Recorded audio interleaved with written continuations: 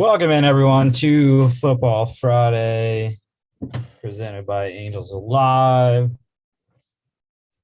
Looking like it's just me today. Mark's got a Christmas party. He's boozing it up. And I don't know what Chris is doing. Chris is somewhere. But nice weekend in football. No more college football, really. Not a full slate anyways this weekend, but do have some. We got the FCS Quarterfinals, and as always, we got the whole NFL slate. So let's get started here. Starting off with the recaps. So Monday Night Football, Patriots, massive win over the Bills in Buffalo, 14-10 in a windy, just crappy game condition-wise. Winds galore in that one. Kicking was tough. Throwing was tough. And, yeah, it was a crappy game, I thought. Anyways, Josh Allen struggled with the wind. And the Patriots only threw it 3 times, which was absolutely ridiculous that they were able to win doing that. I was disappointed in Josh Allen that he couldn't get it done, even though they were throwing the ball and the Patriots weren't. I thought his arm strength would be enough to get it through the wind, and it was, 15 times they got it through the wind, but wasn't enough. And it also is kind of disappointing. The Patriots ran for 222 rushing yards there. Also kind of disappointing that Tyler Bass missed a field goal in the third quarter, and then that came back to haunt the Bills. They could have just attempted a field goal to win the game instead of having to go for a touchdown at the end. We had Damian Harris, 10 carries, 111 yards, and a touchdown. You had Gabriel Davis catch a touchdown. And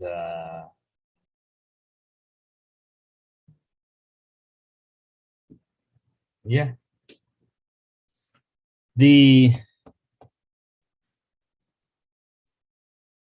And that was it. That was the scoring. There was 3 field goals, 2 for the Patriots, 1 for the Bills. Yeah, really crappy game. Just shit show. Defensively, I'm going to go with Matthew Judon. Again, just crazy good signing for the Patriots. 3 tackles, 3 solos, a sack, tackle for loss, 2 QB hits. Patriots +3, covered under 40. Last night, what a game. I mean, it was heartbreak for me personally. But, Steelers losing to the Vikings 36-28.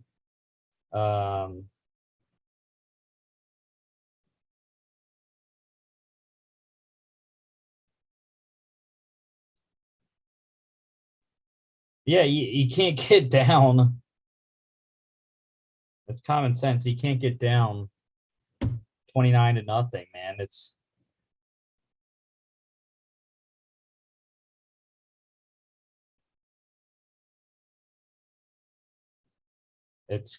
pretty tough to come back from that deficit. And, the largest regular season comeback in NFL history was 28. So Steelers would have topped that had they been able to come the whole way back.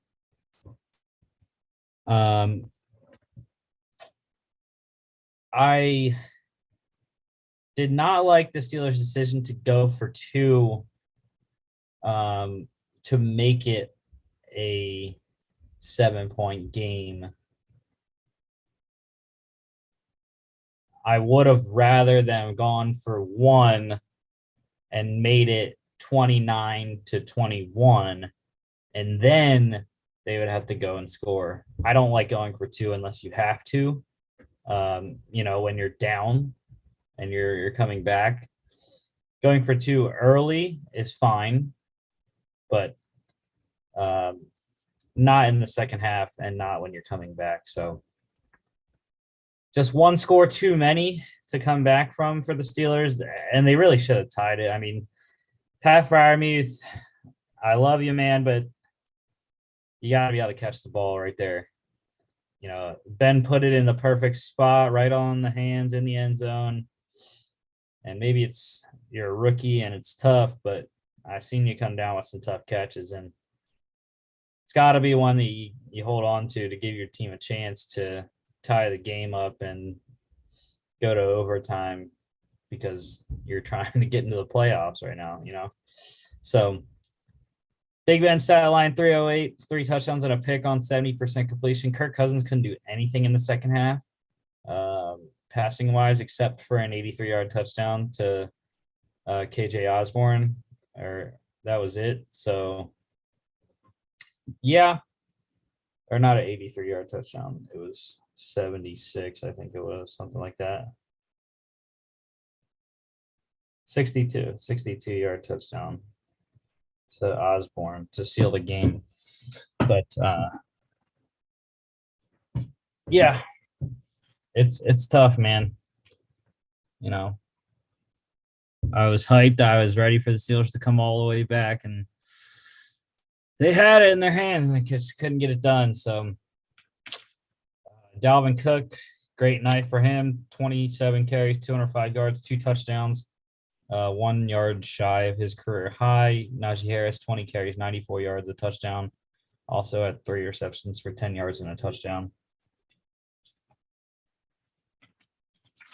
Yeah.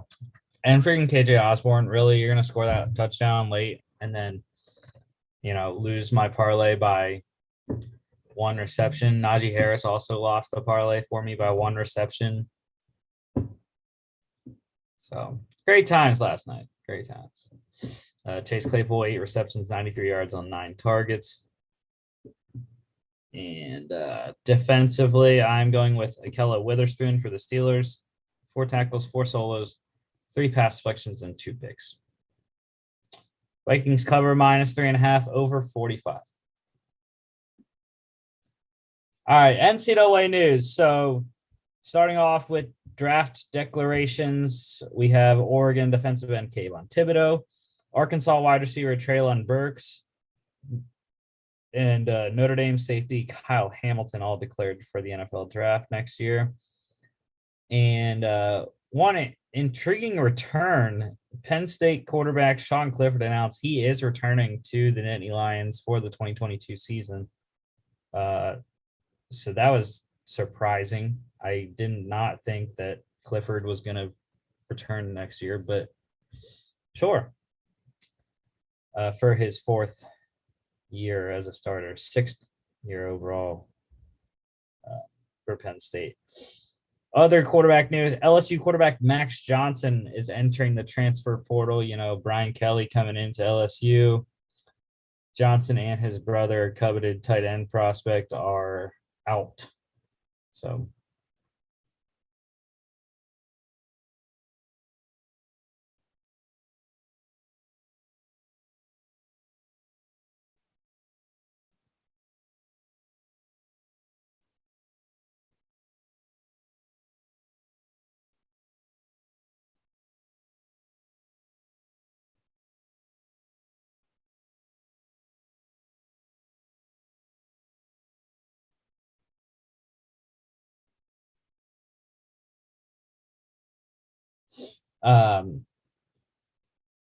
head coaching jobs.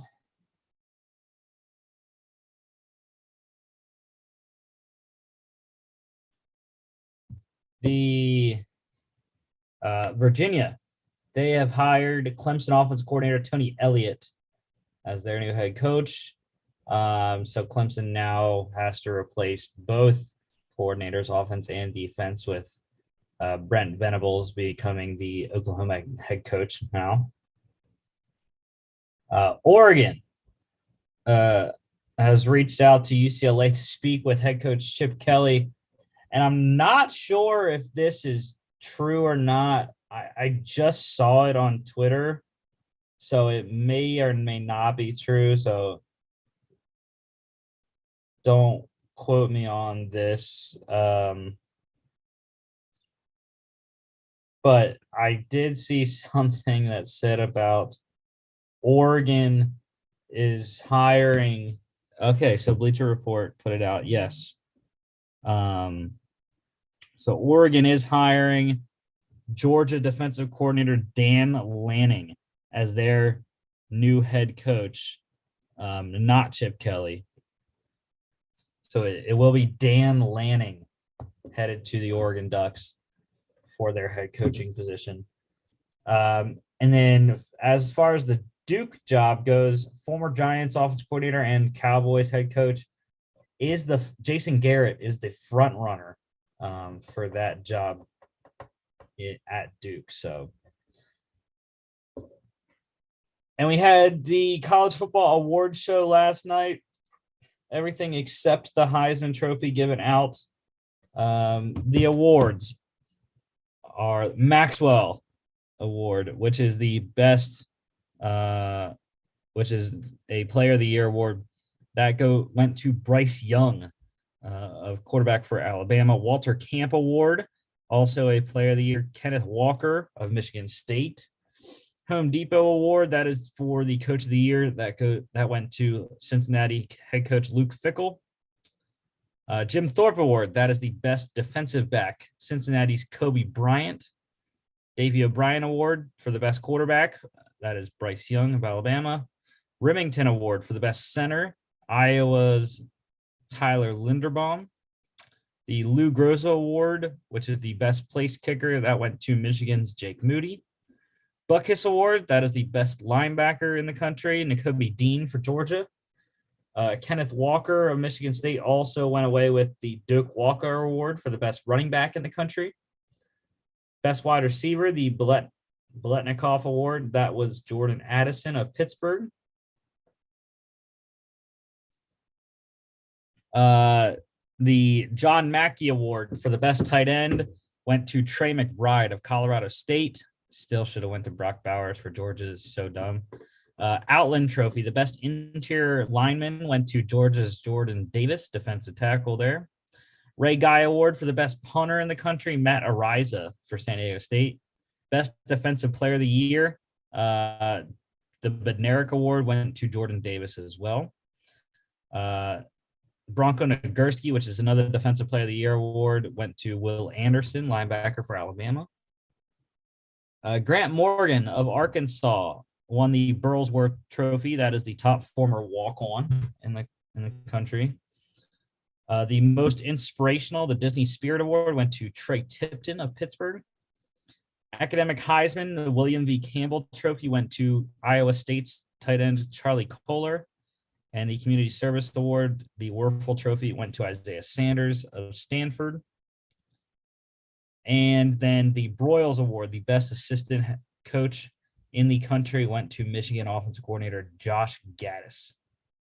So those are your awards there for the college football players.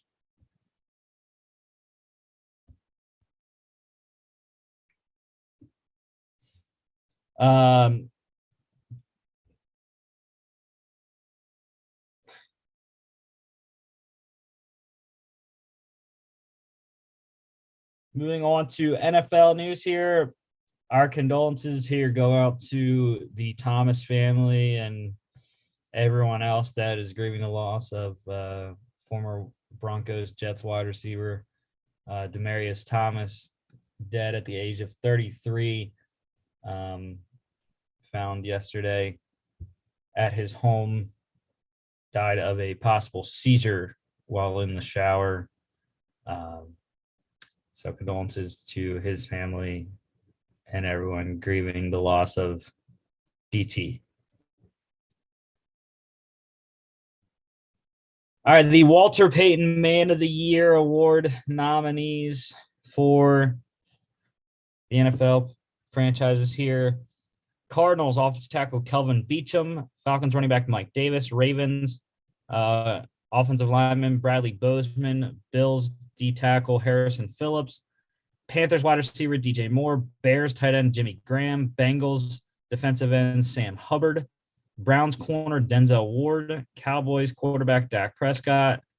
Broncos safety Justin Simmons. Lions fullback Jason Kabinda.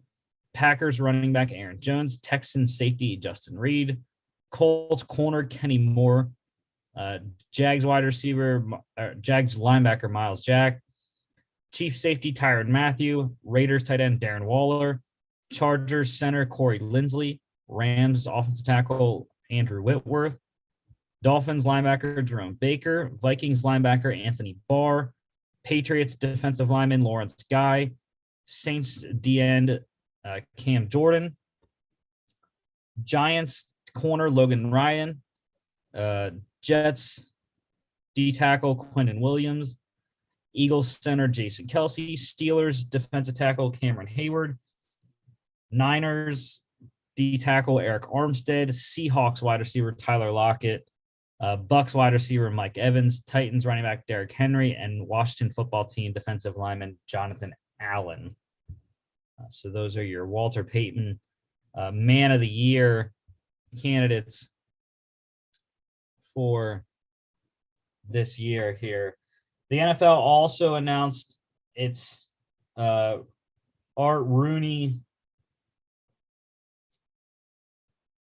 Sportsmanship Award nominees for the 32 teams as well. And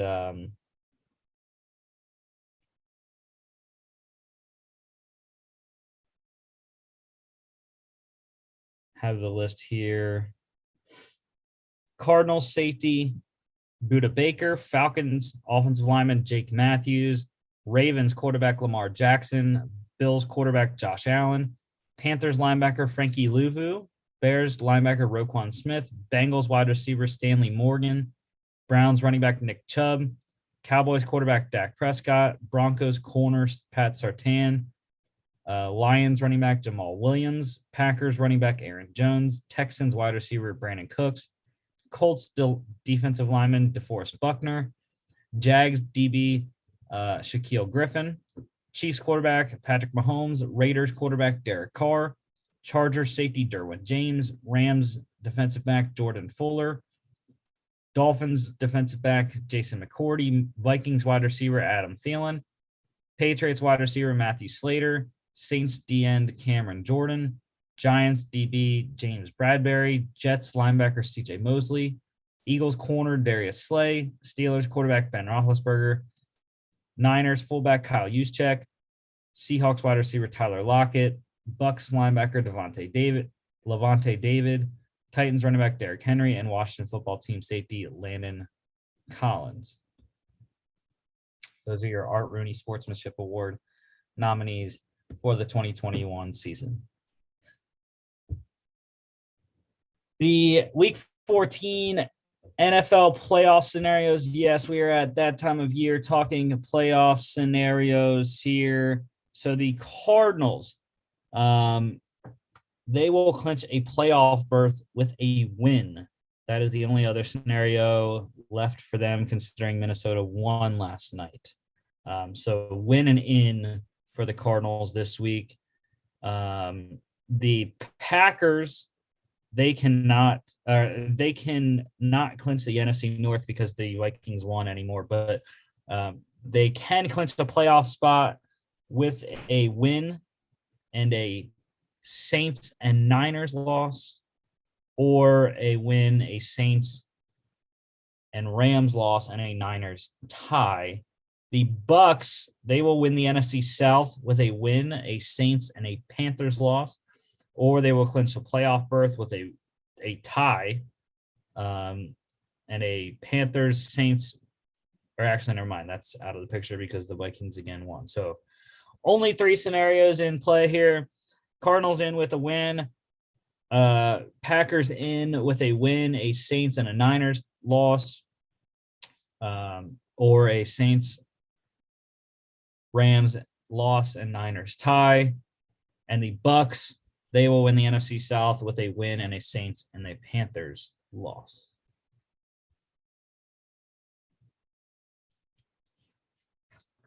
All right, COVID-wise here, a lot of guys going on and off. So the getting placed on the list, Browns tight end David Njoku, Washington football team D-end Montez Sweat, Chargers wide receiver Mike Williams, and corner Chris Harris Jr., Saints running backs Mark Ingram and Ty Montgomery, and the Lions running back Jamal Williams. Browns punter Jamie Gillen, I would assume he is going to be placed on the list. He tested positive, so he is out this week as well. Getting activated off of the COVID list, Jets wide receiver Keelan Cole and Packers linebacker Devondre Campbell. Washington football team, they placed tight end Logan Thomas on IR. He is done for the year with his knee injury, not a torn ACL, but still doing tests to see the extent of the injury. Other guys placed on IR, Raiders running back Kenyon Drake and linebacker Nick Kwiatkowski. Bengals corner Trey Waynes. No, those are the only guys. Designated to return from IR here, Bengals corner Trey Waynes, Ravens offensive tackle Jawan James, Cardinals running back Chase Edmonds, and the Bucks, they activated corner Richard Sherman from IR today. Packers corner Jair Alexander, he is back at practice for the first time, designated to return as well. Since week 4 is the first time he's practiced with his shoulder injury.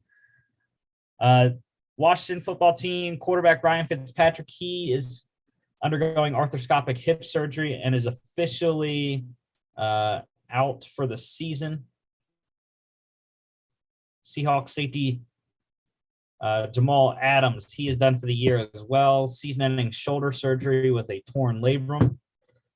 Niners running back Elijah Mitchell, he has a knee injury in addition to the concussion suffered on Sunday, so he may be out this week. Would be Jermichael Hasty and Jeff Wilson. Packers wide receiver Randall Cobb, he is going to be out a while. He just had core muscle surgery.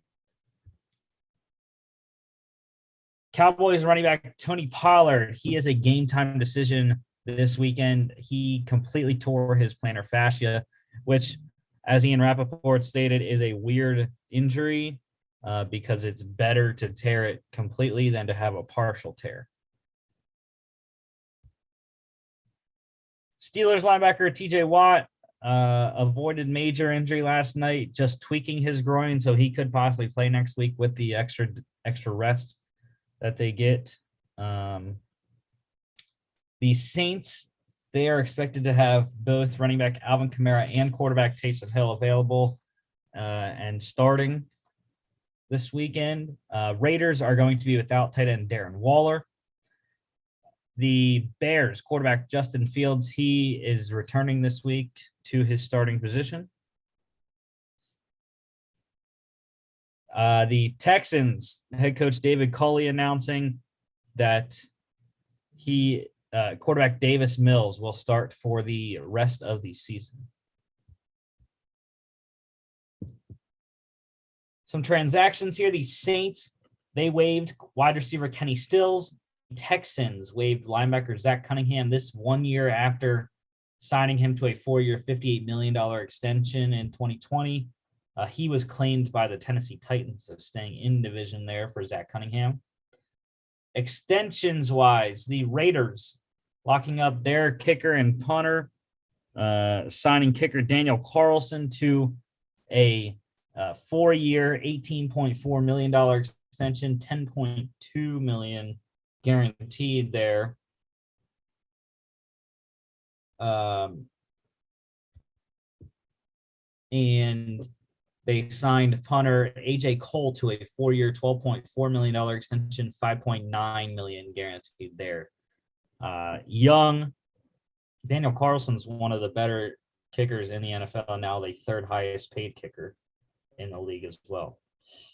The Eagles also, they signed offensive tackle Raven Clark to a 1-year extension through 2022.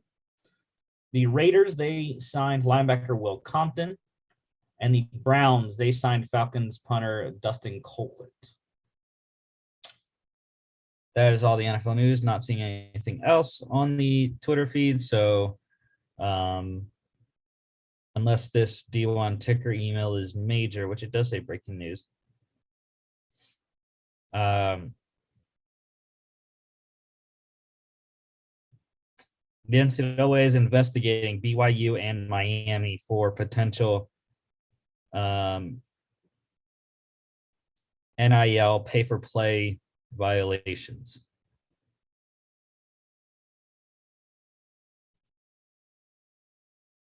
All right, let's get to the game previews here. So college pick standings. Chris got Mark and I once again 16-3. Great week for Chris on the conference championship week. He is now 8 up on Mark and 19 up on myself. Terrible season for me.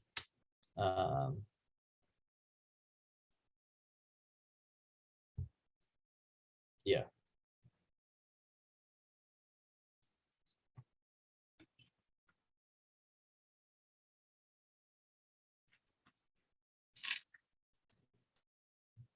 I don't know. I might have to check that because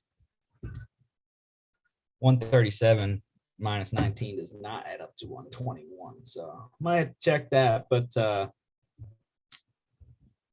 yeah, we'll get it figured out here. So anyways, we got one FBS game this week, and then we go to the FCS quarterfinals. So the game we got tomorrow is Army-Navy. We are all on Army. I have Army -7. I know it's at 6.5 now, but I have them -7 tomorrow. So I don't know. It is not at Navy. It's usually neutral site field. I'm not sure if they're doing neutral this year or not. I would assume so. But anyways,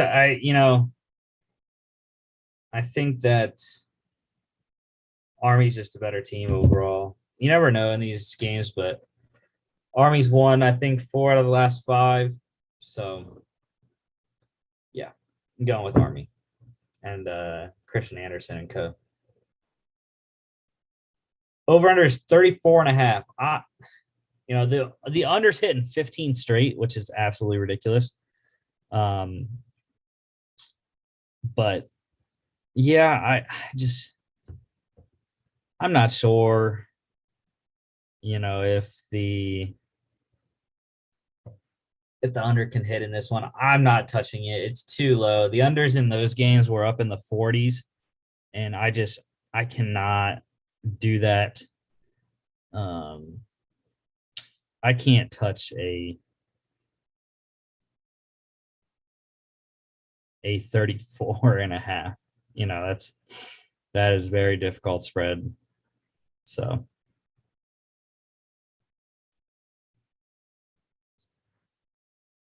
and that is at 3 p.m. on CBS tomorrow.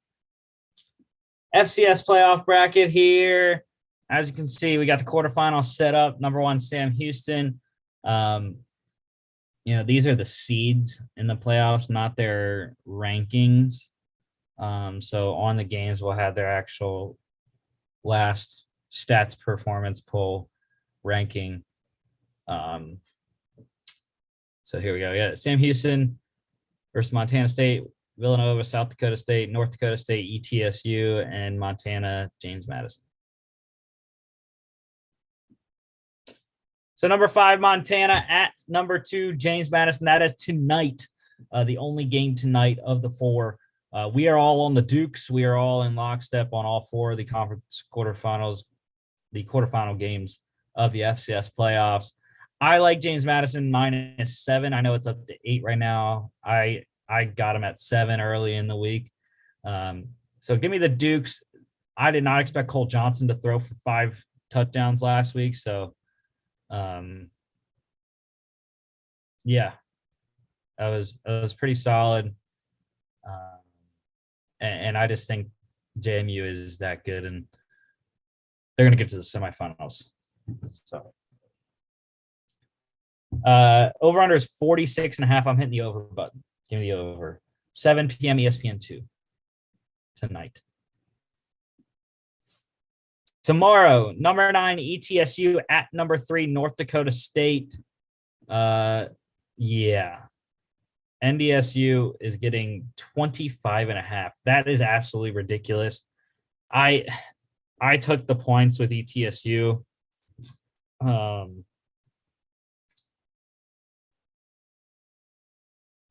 think I got them at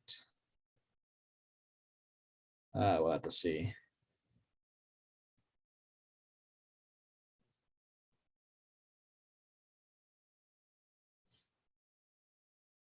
I got ETSU at plus 23.5. So I'm losing out on 2 points, unfortunately. Hopefully that doesn't come back to hurt me. But ETSU just put 32 up on Kennesaw State. I don't see them getting the upset, but I just think 23.5 or 25.5 like it is now is just way too much in a quarterfinal game. And it's way too much. So it's at the Fargo Dome, tough place to play. North Dakota State, they are back officially from kind of a 1-year hiatus in the spring where they weren't that good. They just beat Southern Illinois by 31 last week. So I don't know. I can't just wrap my head around laying 23.5, 25.5 in a quarterfinal. So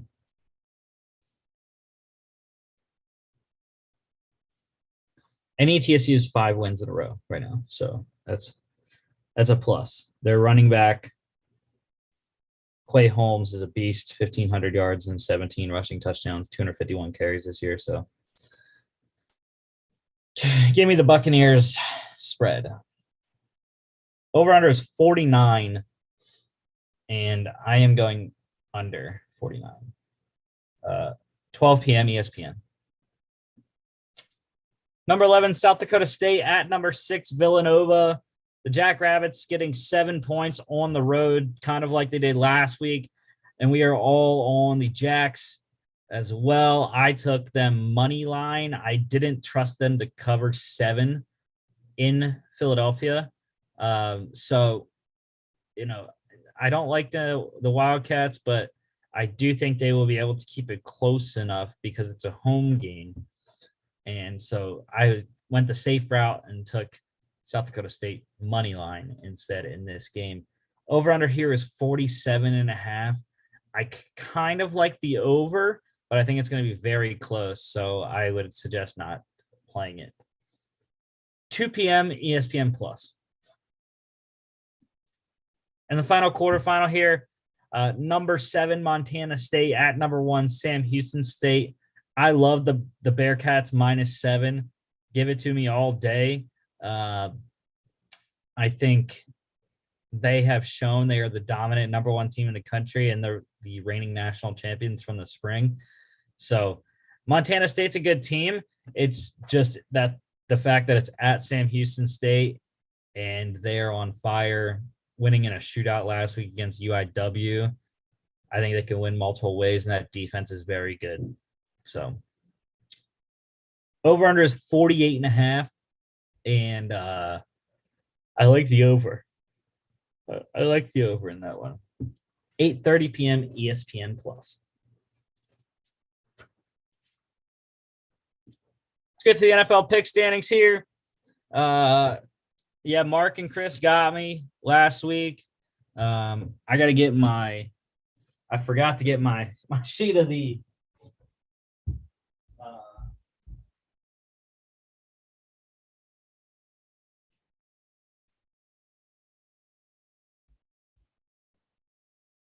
get the sheet of the lone wolves last week. So yeah. So college lone wolves, forgot to mention this. Chris, he did pretty well on conference championship. He went 3-0 in his lone wolves, winning UTSA over Western Kentucky in the Conference USA championship. He got Utah right over Oregon in the Pac-12 championship and Baylor over Oklahoma State in the Big 12 championship. Mark won his lone wolf Alabama beating Georgia in the SEC championship.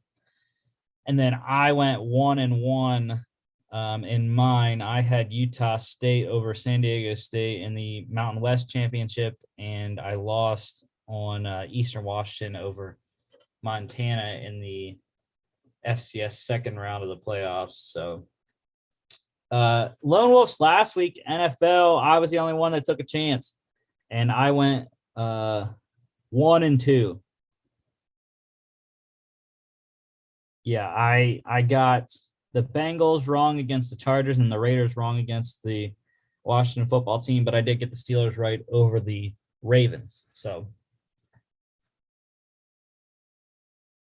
Mark is ahead by 2 still, and I am over Chris, and I am down by 3 now. Falcons at the Panthers. Yeah, we're all on Carolina here.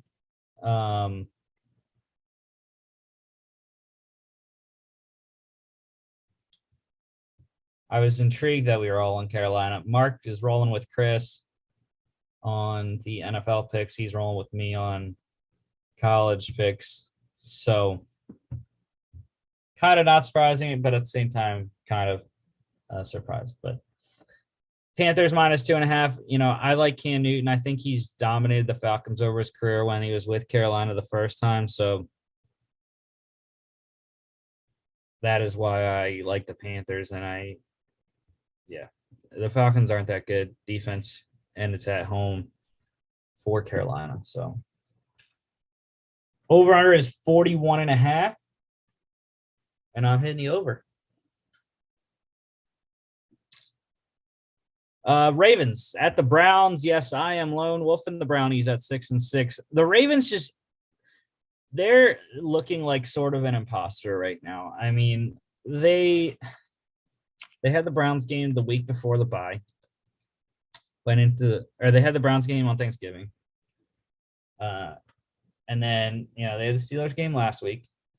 Both games they didn't really look that great on offense.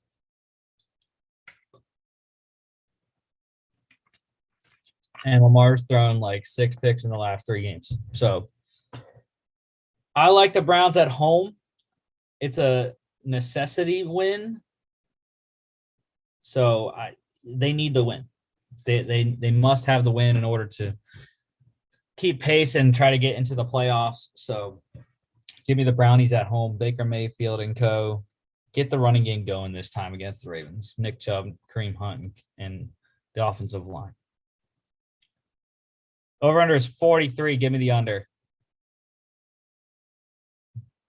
Jags at the Titans. Yes, we're all on Tennessee. Who would have thought?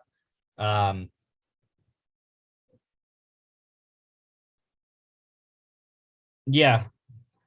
It's the Titans have dominated the Jags recently, so I think it'll be another dominant performance for Tennessee at home, and they will continue their rule in the AFC South right now. I do think, or I hope, that Hilliard and Foreman both have good games. I have one or the other in a couple different leagues. So really, I think I'm more leaning toward Hilliard. I think I have him more than I do Foreman, but regardless, I think Tennessee will be able to run the ball well. That's why I'm starting Cam Newton over Ryan Tannehill in fantasy this week.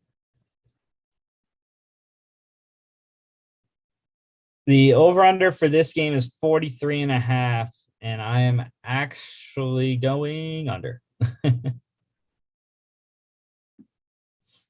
Raiders at the Chiefs. No, I am not taking this necessity pick because it's 6-6 versus 8-4 again, but it's flipped. 8-4 is at home for the Chiefs. They are rolling right now. It was a close game against the Broncos relatively until they had the interceptions with the defense. But that's the thing. The defense, Steve Spagnuolo, has got them playing so well right now. And,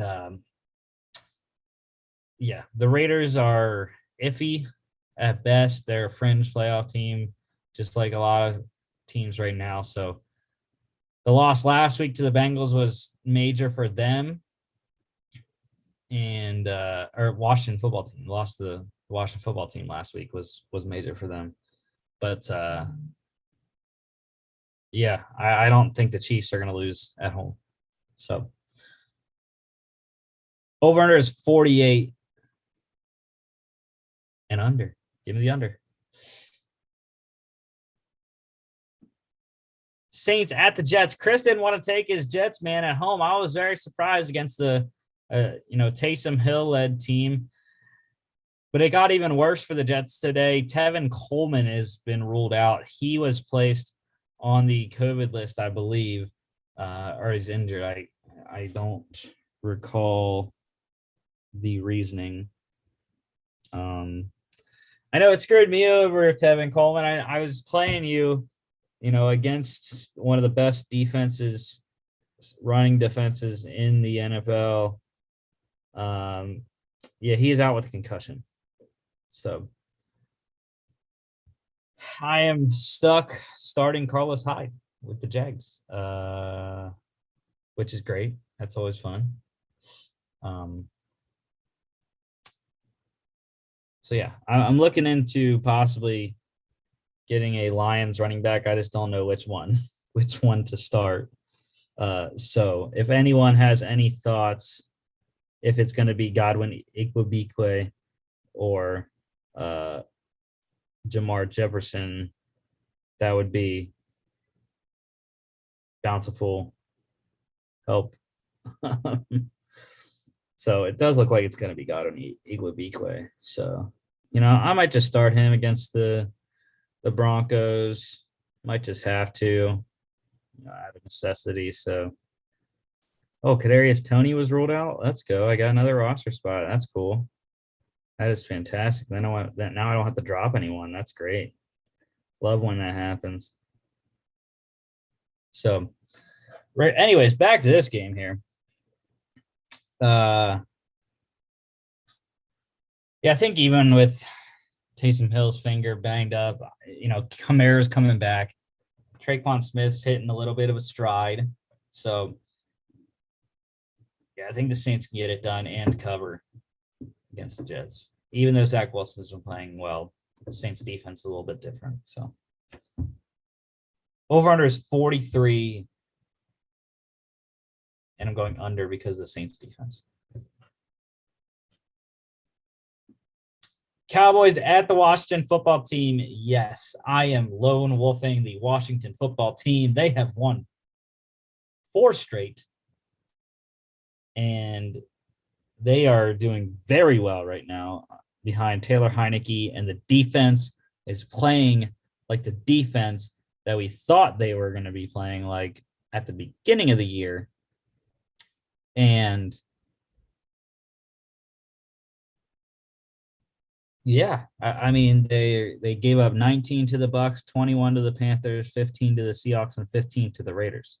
They've won 17 to 15 in back-to-back weeks. So that's the only issue. They're not putting up a lot of points offensively this season necessarily. They've scored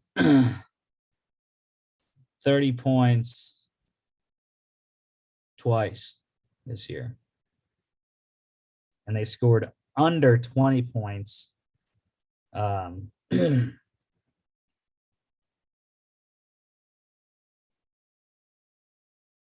6 times.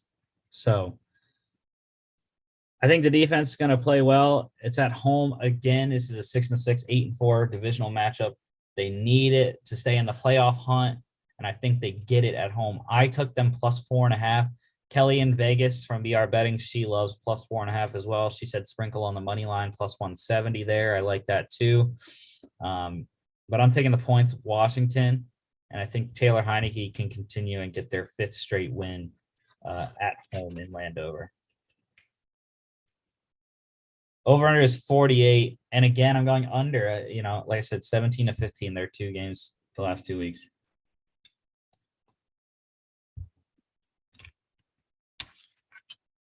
Seahawks at the Texans. Yes, we're all on the Seahawks. Maybe they got the win they needed to surge at the end of the year. It's going to be tough. Starting 3-8 is always tough, but got a major win over the Niners last week at home, and going to Houston against a rookie quarterback, that's very advantageous for the Seahawks defense. So give me Seattle in Houston. Over under is 40.5, and I am going over. I like the over 40.5. Lions coming off their first win of the season against the Vikings last week. They are in Denver against the Broncos. This one was ridiculous line move. I don't think I've seen something as drastic as this line has moved. It started out at 7.5 this week. Open at 7.5, now at 10. 2.5 points. That's ridiculous movement for this game here. So I like the Lions at 7.5. I took them plus 7.5. So, I don't know if that's good or not, but I do like the Lions against the spread here. I think they can cover anything from 7.5 to 10. I don't think that the Broncos are necessarily good enough to cover 10, even against the Lions. So, and no Jamal Williams, no DeAndre Swift, so it's going to be tough running the ball. But Godwin Igwebuike, if you can run for many yards and maybe score a touchdown and get a lot of receptions, that would be fantastic, sir. Over under in this game is 42, and give me the under. Giants at the Chargers. I don't even know who's starting for the Giants, if it's Mike Glennon or if it's Jake Fromm. We know Daniel Jones isn't going to play because of his neck injury. Glennon was in concussion protocol. I haven't heard any updates on him. So who actually knows? But yeah, I don't think the Chargers lay down for this game at all. I think that regardless of whether and here it is. Look at this. Right on cue, Ian Rappaport. It will be Mike Glennon. Mike Glennon cleared concussion protocol. He will start against the Chargers. Like I said, I don't think it matters who the Giants are playing. Long trip from New York to LA. So give me the Chargers at home. Massive win last week against the Bengals, trying to keep pace with the Chiefs in the AFC West and in the wild card hunt. So Chargers over the Giants.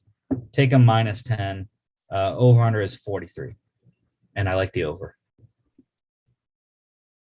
425 games here. Niners at the Bengals. Another 1-point spread for the Bengals. 1.5 against the Niners. We are all on Cincinnati. No one wanted to take San Fran. I was kind of surprised there, but difficult situation in the backfield. Probably no Elijah Mitchell, no Trey Sermon. It's going to be Jeff Wilson, JaMychal Hasty, more than likely. No Deebo Samuel for the Niners either. So a lot of injuries on offense. Maybe the defense keeps them in the game, but I like Cincinnati there on a little bit of a downturn, but they have enough that I think they can get it done close. Over-under is 49, and I like the under. No, the over. Give me the over, 49. I don't know. Massive one. This is my game of the week here. Bills at the Bucks. This is my Super Bowl matchup. This is what I came into the season for, man. Bills Bucks. And I have the Buffalo Bills beating the Tampa Bay Buccaneers in Tampa. The Bills are coming into this game not very good. They're not on a good streak right now. Lost to the Patriots in a pivotal game last week on Monday, and they need it. They need the win, and I think they match up well with the Bucks.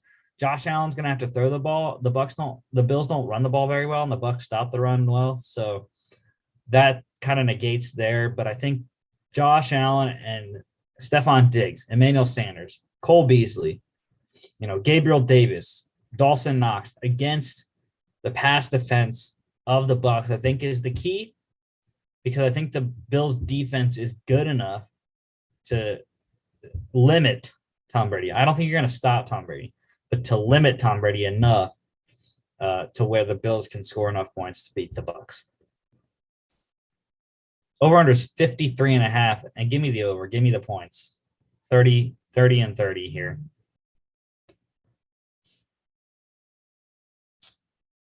And then finally, Sunday Night Football, Bears at the Packers.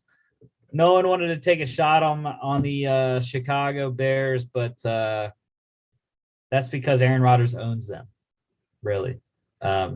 So I love the minus 12.5. Justin Fields, his first game back from his cracked ribs, is into a very difficult environment, Lambeau Field, on a Sunday night, let alone. And that's a difficult spot for a rookie to return off injury from. And I don't think he's going to do well. The Packers defense has been very good this year. And it's not going to be good. So over under is 43. And I like the over. Best bets 1 and 2 again last week, man. I just cannot shake 1 and 2, 2 and 1. But I haven't gone 0 and 3 in a little bit. So that's a plus, anyways. Knock on this wooden desk here. But this week, give me the Lions plus 10. I'm going to update these here because I need the benefit. Y'all see my record. I need the benefit of the plus 10 and the extra half a point in the Chargers game. So give me plus 10, minus 10 here. For the Lions at the Broncos and the Chargers hosting the Giants. And like I said, I also love the Packers minus 12.5 against the Bears. I know it's a big spread, but I don't know. I just think the Packers are going to dominate, and Aaron Rodgers is going to have a fantastic Sunday night game. Best bets last week, I won. The Bucks covered minus 10.5 at the Falcons. The Niners lost outright to the Seahawks minus 3. Then I had the Broncos plus 9.5 at the Chiefs, and they lost by, I think it was 13. So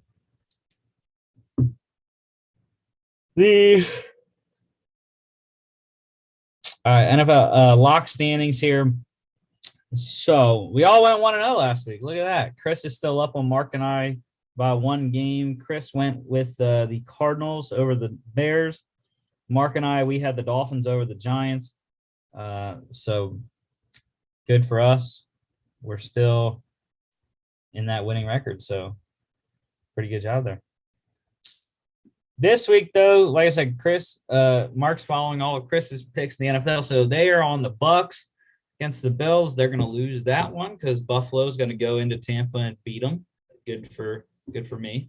And then I have the Seahawks at the Texans. I think I already said my piece on that game, but again, I think the Seahawks showed some life against the Niners, and we'll see against a rookie quarterback. I love that matchup for the Seahawks defense.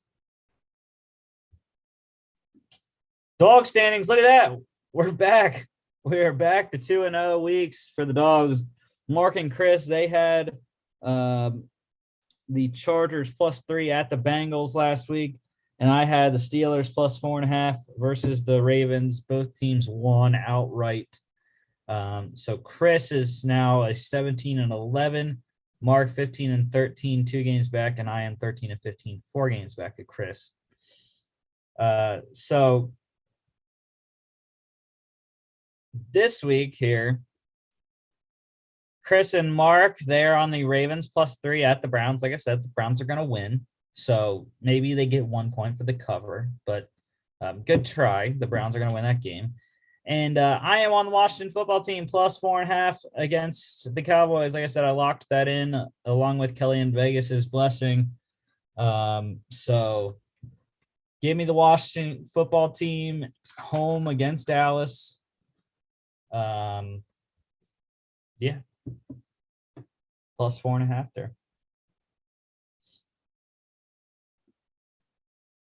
And next week, we'll be back, hopefully with Mark and Chris, breaking down all the NFL action as well as the Monday night game between the Rams and the Cardinals and the Thursday night game between the Chiefs and the Chargers. Two huge, astronomically huge divisional games on prime time during the week. So don't forget to follow us on all our social media at FAA Podcast on Instagram and Twitter. FAApodcast.com is our website. You can check us out here on YouTube, Facebook, Spotify, Apple Podcasts, and iHeartRadio. Thank you all for watching, and we'll see you on Monday.